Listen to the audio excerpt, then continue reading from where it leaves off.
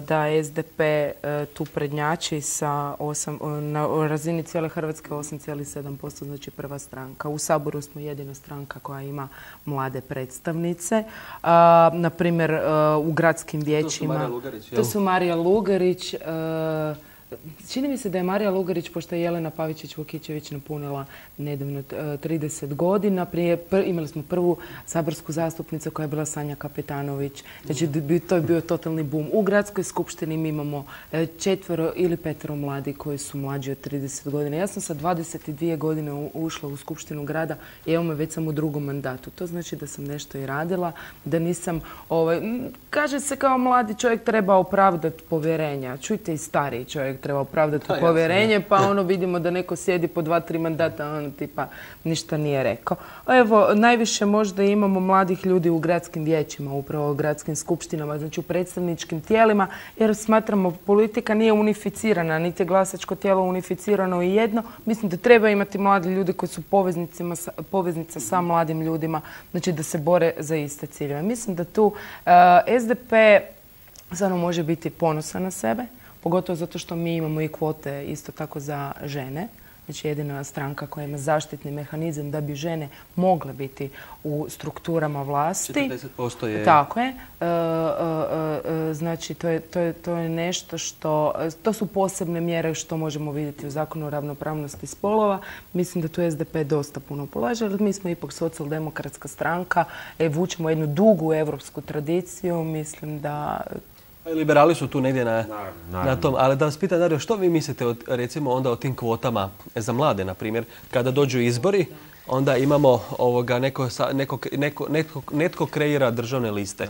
Da li je dobro da onda imamo određenu kvotu, sad da li će to biti 2, 3, 5%, 10% za mlade?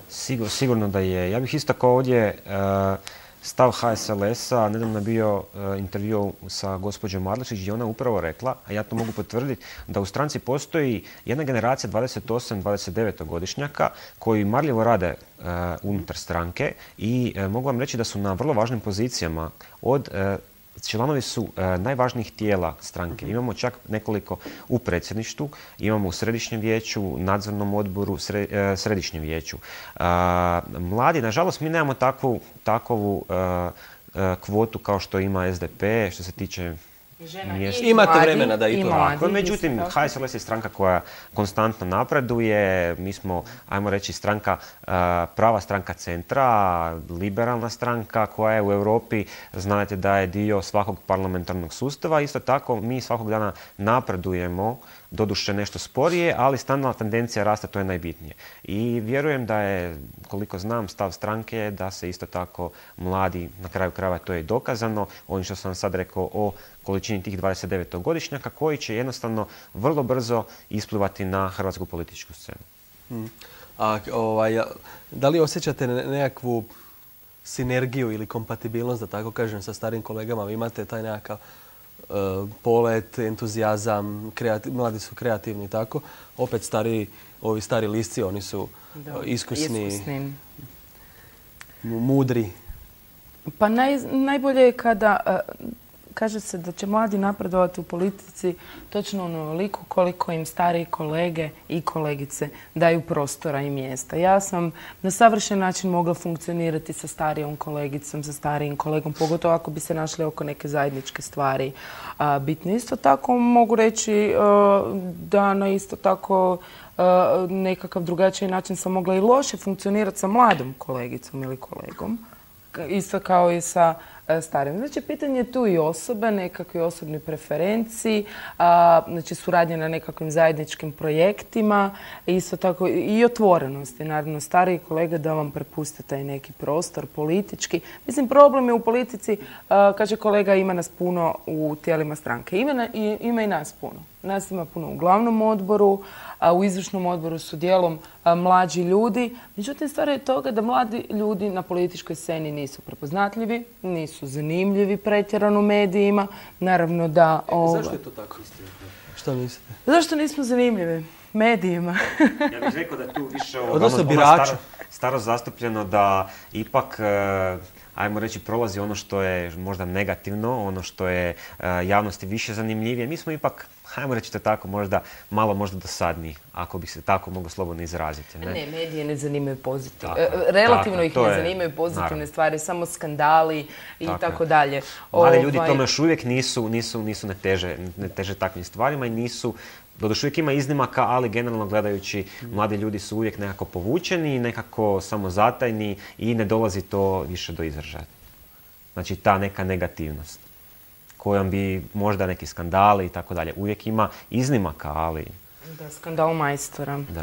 Ali eto, mene strašno nervira zapravo ta jedna rečenica, vaše vrijeme tek dolazi.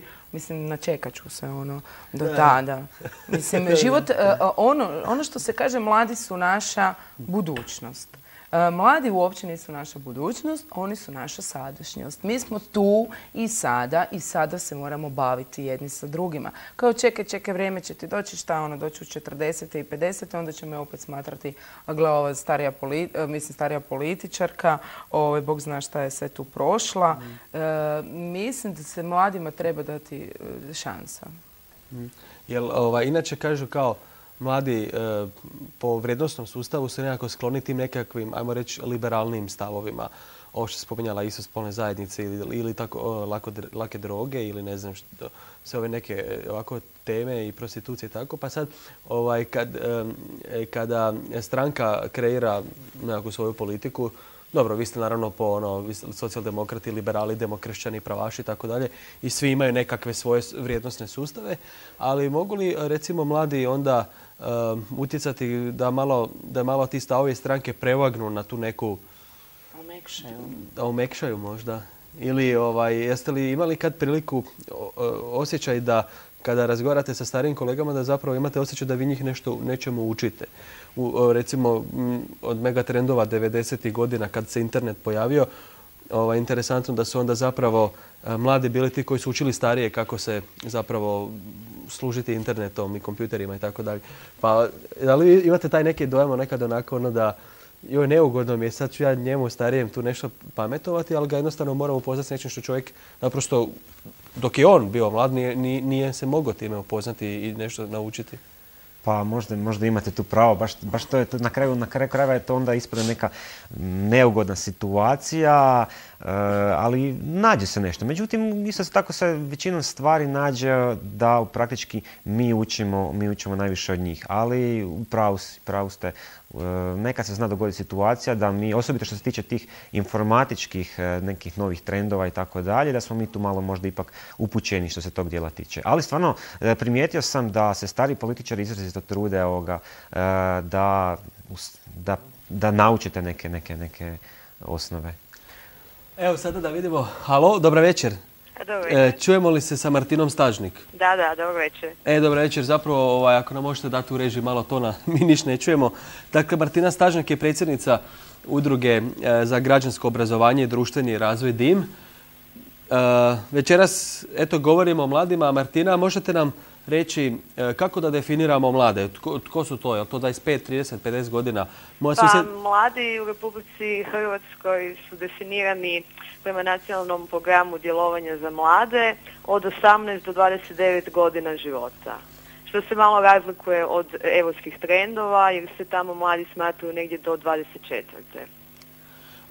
Vaša udruga je tiskala ovo istraživanje koje je provela doktorica Vlasta Ilišin, zove se Mladi u lokalnoj vlasti u Hrvatskoj. Pa možete nam malo prepričati to istraživanje i do kakvih ste zaključaka došli. A evo Iva, ako može i kamera pokazati, nam pokazuje. Da, vidimo naslovnicu. Pa to je istraživanje koje smo mi proveli nakon lokalnih izbora 2005. godine. I istraživanje je u stvari bilo usmjereno na institucionalnu političku participaciju mladih u tijelima odlučivanja na lokalnoj razini, odnosno jednostavnije rečeno, mi smo željeli ustanoviti kakva je zastupljenost mladih u tijelima lokalne vlasti, znači u županijskim skupštinama i poglavarstvima te u gradskim vijećima i gradskim poglavarstvima.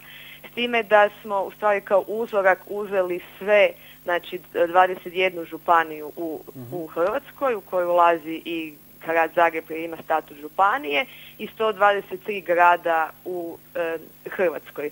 Podatke koje smo dobili pa nisu baš sjajni, znači ukupno kada se gleda, znači samo 6,3% mladi čine